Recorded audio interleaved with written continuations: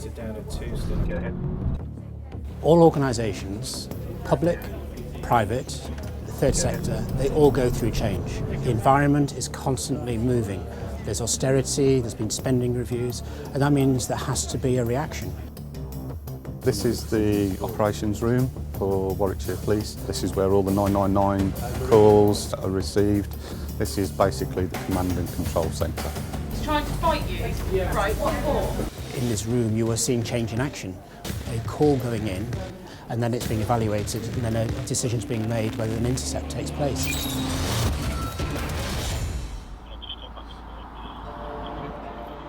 We know that change management and project management has a poor record. It tends to not succeed. Generally around 75% of change and project management does not work.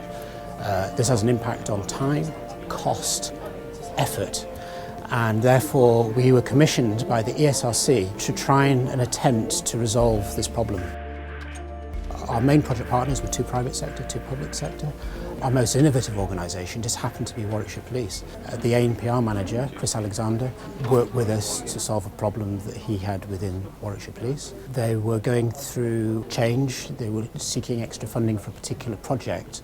There seemed to be a logjam in the system, and they needed a tool set, a practical way of evaluating what was going on. Just going south through junction 1 of the 69, heading down to 2. ANPR stands for automatic number plate recognition. It's a technology that allows us to work smarter. It's basically a system of cameras that are connected to computers with alphanumeric recognition software. The camera reads number plates on vehicles that pass through its field of view.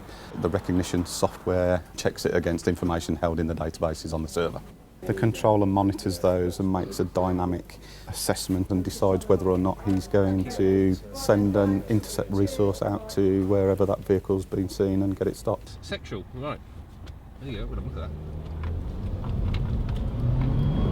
ANPR was going through a big change process. It was fragmented. There was no central focus or management of it.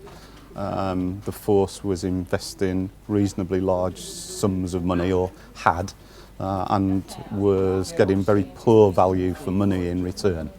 I had some ambitious plans for ANPR, but I needed to understand what the organisation's appetite for my plans were, and I needed to understand where the resistors were, and that was something, in fairness, that I was struggling with. Full search of the vehicle for cards and skimming equipment. There hadn't been allocated money.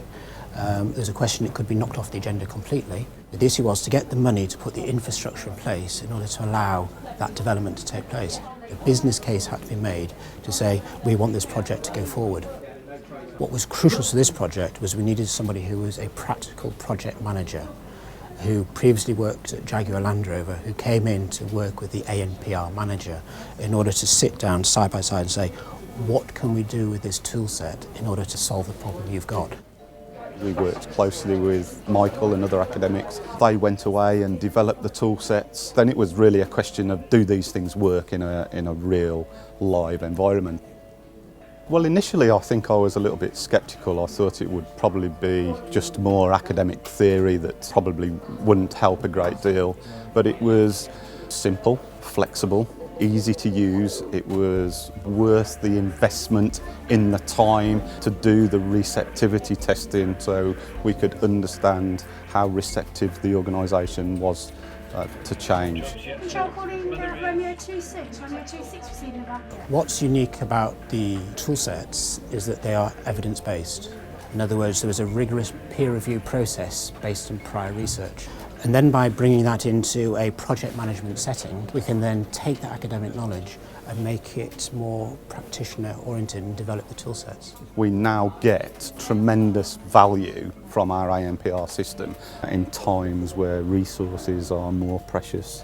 This allows us to be more efficient. It's almost making some of the decisions for us. We do bring wider stakeholders and partners and independent people into general policing, but it's kind of not traditional for us to bring people into the programme and project management arena. The sponsorship from the Economic and Social Research Council, with tremendous support from Aston University Business School, has enabled us perhaps just to think a little bit more wider and longer term than possibly what we would normally do in policing. I think the learning from the Transformation Project we will be able to take away to a much more wider approach to programme management, which is even more important, particularly in these times of austerity, where we have to make difficult choices about which projects, which programmes get prioritised.